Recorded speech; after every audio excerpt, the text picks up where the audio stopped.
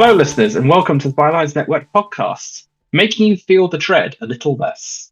I'm Julian in Bristol. And I'm Chris London.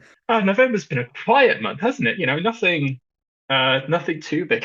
No, on. you're not feeling festive with the run up to Christmas now.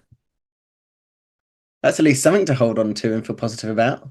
Despite my hilarious japery, stuff did happen in November. We thought we'd start off with the most recent of these events, TM. Talk about the budget. The Mm. good, the eh. I mean, that's really how I'd sum up the budget, was it? It's just like, eh.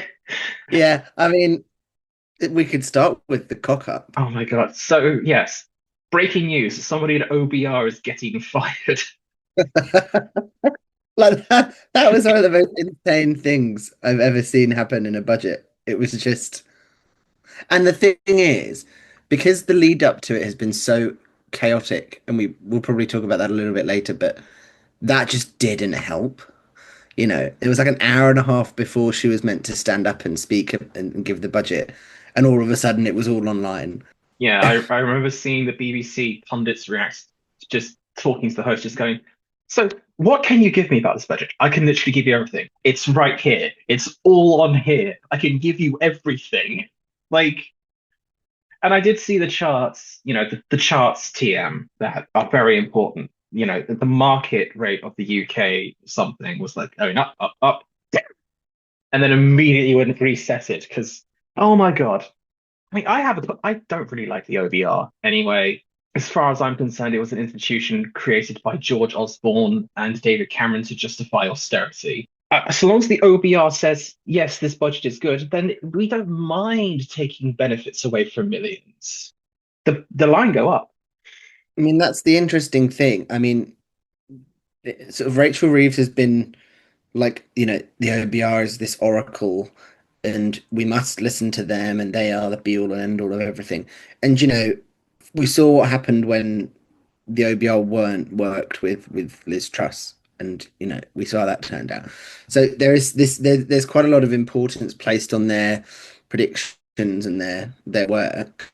But for Rachel Reeves, after she found out that it was leaked, she just went all in it, like raging against them. But also, she was quite frustrated because she was basically saying they left lots of stuff from their report. So she's not best pleased with them at the moment anyway. Yeah, that was a mess. And it meant that we could read the budget in its entirety, more or less, before she'd even said anything. Where shall we start? Do you want to start with the good stuff? Yeah, let's start with the good stuff. So the two-child benefit cap has finally been lifted, which I think it is a good thing. A year too late, in my opinion, but it is a good thing. 100%. It's just interesting because the polling on that with the public is not particularly good. Like lots of people don't sort of support it being removed. It's something like sort of 60% of people think it should have stayed in place. This policy, for me at least, and I think for a lot of other people, is the sort of, it was the symbol of Tory austerity and the cruelty that they inflicted on people with the cuts that they made to welfare. For some reason, it took a year for them to take it away.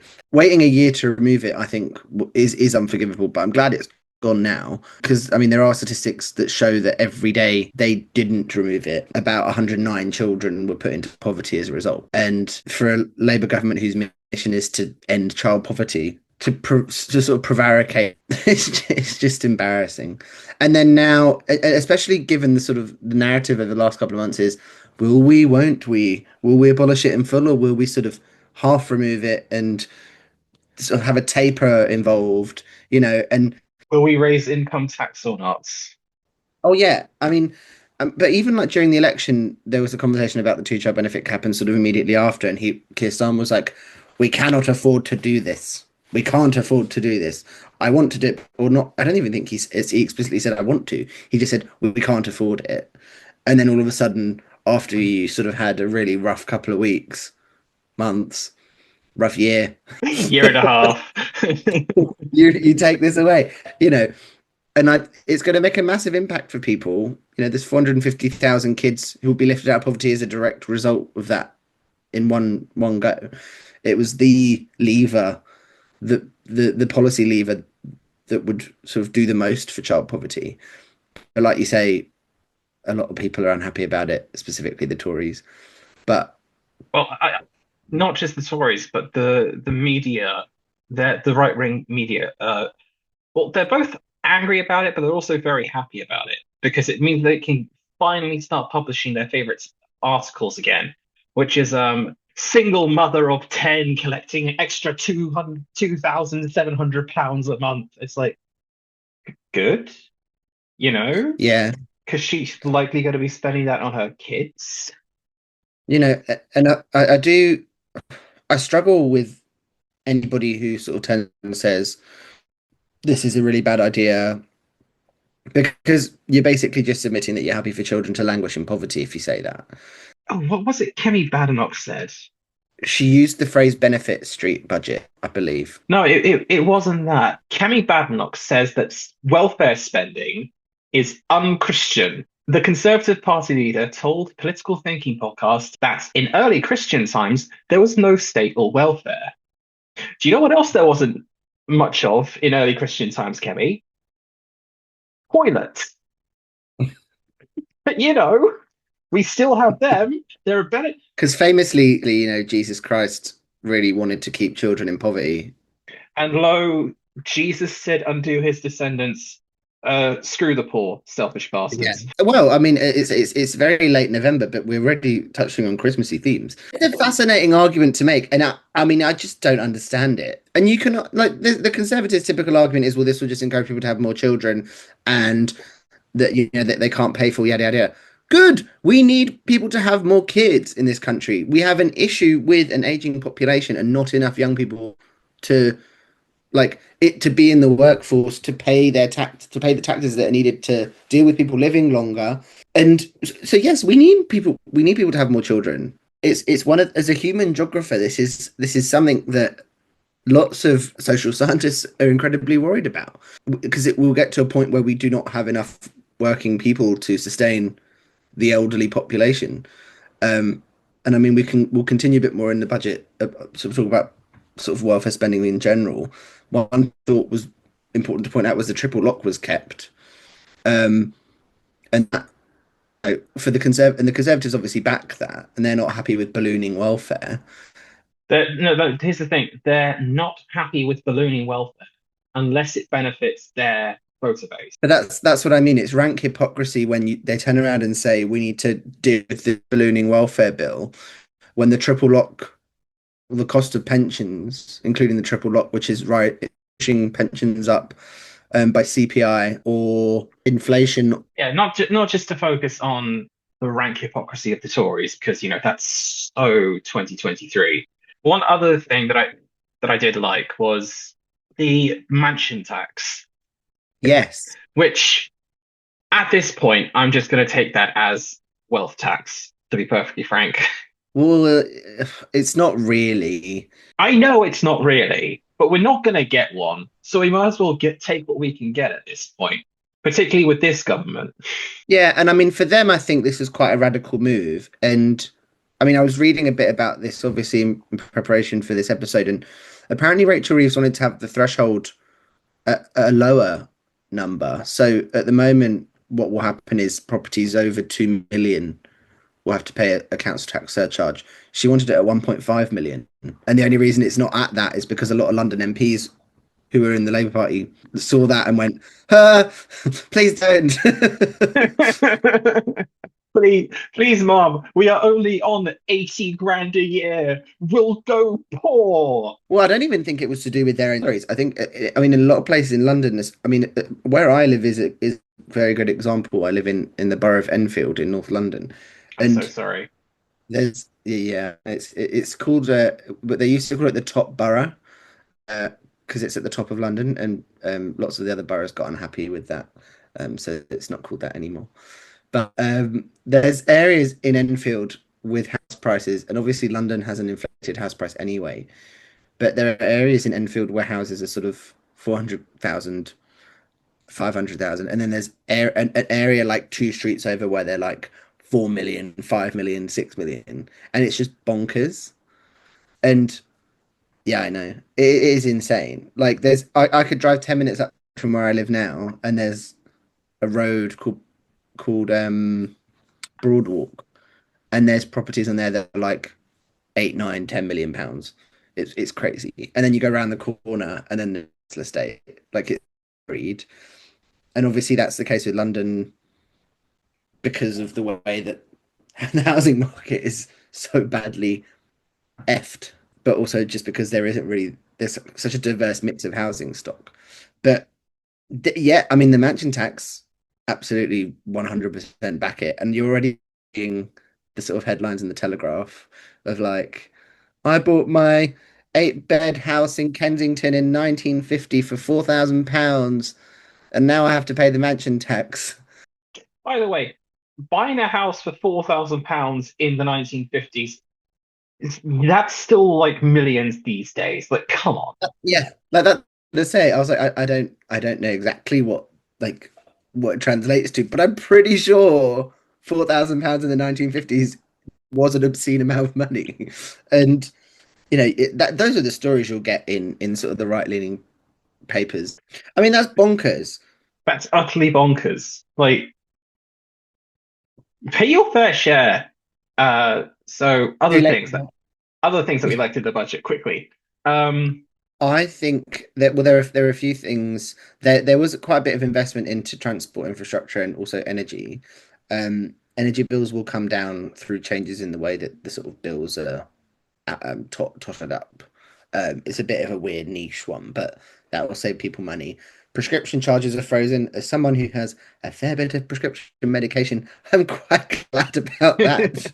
uh, because when I've got hang on, one, two, three, four, like four prescription medications. It's like almost £10 each prescription at the moment. So I mean, thank God for that. Um, Fuel duty was frozen as well, which as a driver is good news for me. Um, you might not feel the same, Jules. I mean, I'm hopefully going to be driving soon. So, uh, the legal minimum wage for over 21 is going to rise, but not rise far enough, in my opinion. But it's still rising. That's always a good thing. Uh, Pay per mile for electric vehicles. That's an interesting one. I it, don't know how I feel about that. I don't like it. Like I know we're getting to a point where electric vehicles are starting to slowly creep to being like the defaults now, but if we want to encourage people to be like more green minded, you know, replacing a petrol car with an electric car is a great way. And I don't know, I feel like it even if it is like less expensive to get an electric car, even with these duties slapped on, it might make it like a lot of people hesitate, you know? Yeah, and I mean, if you look at the way the electric car market at the moment, actually, we're getting a lot of Chinese electric cars coming in that are cheaper than like what people would have usually got in the form of sort of Teslas, those kinds of things. And they're very good quality too. Like I've seen God knows how many of them about today. Like JQ, BYD, um, like the same sort of quality that you would expect in a European car manufacturer, but quite a significant price difference, like cheaper. The concern, I guess, they use the road like all other cars do. So, like, if you have a petrol diesel car, you obviously road tax. That depends on the size of your engine. So, the bigger your car, the more you pay in road tax. You also pay fuel duty on petrol and diesel.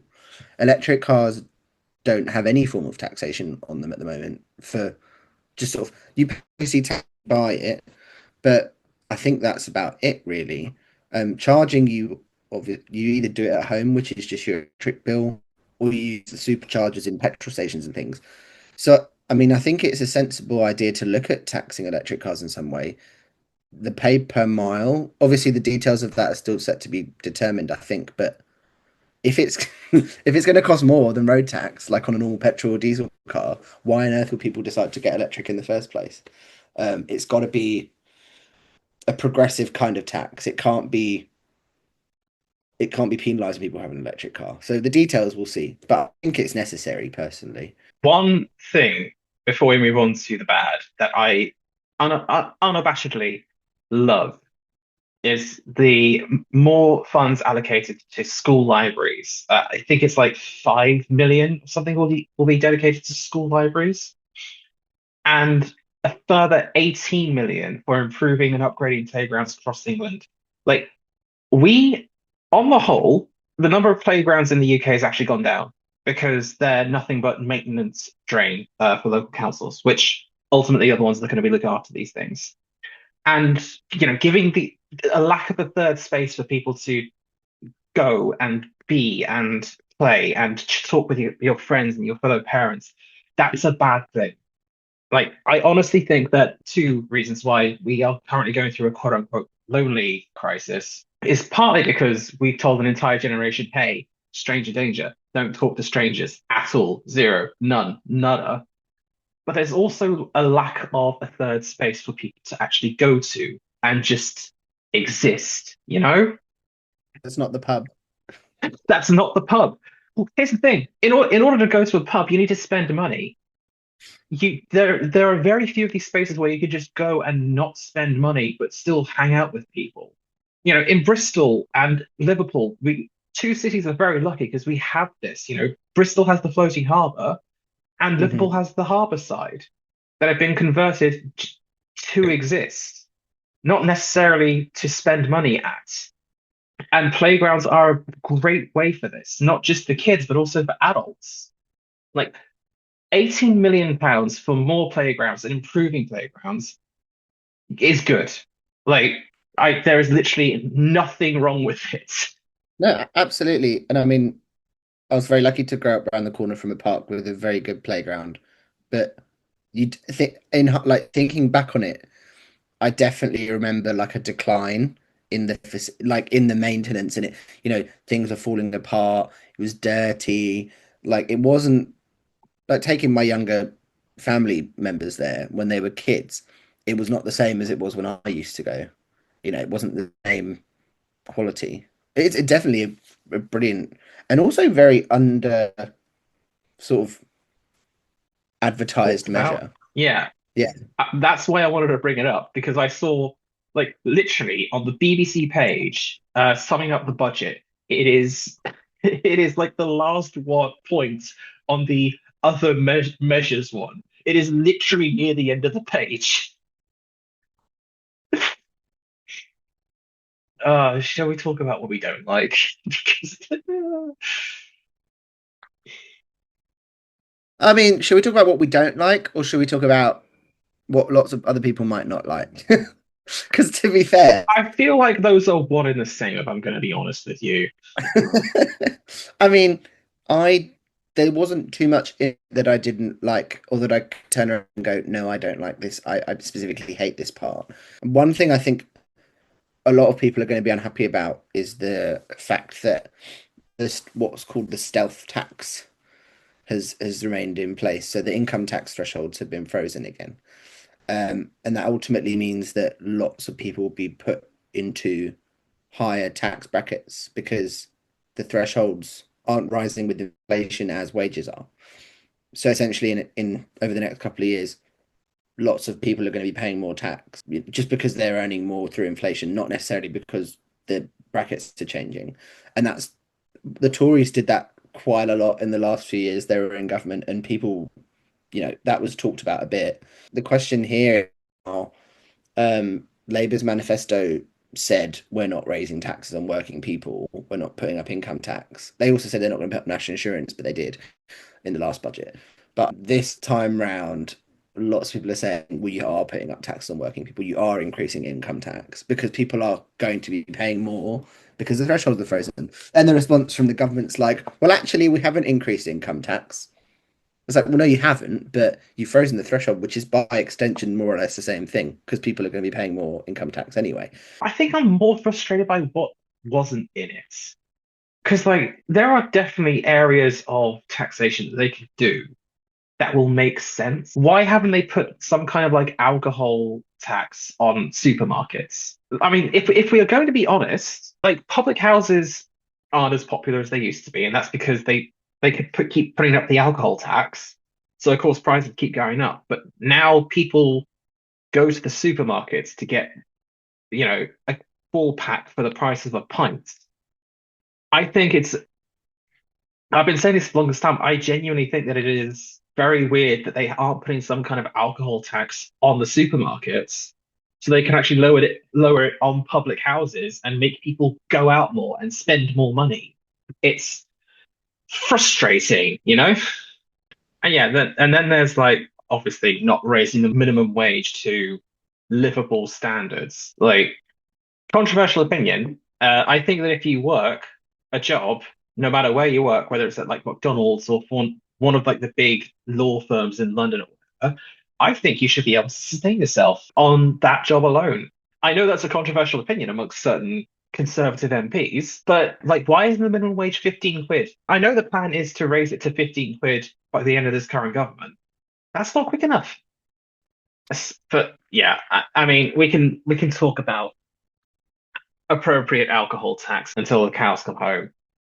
But yeah, I mean, on the whole, it kind of feels like the follow up to the previous budget. It's just like, oh, by the way, Yeah, and I mean, I think the recurring criticism, and like you've said it already, it wasn't enough, and people want more.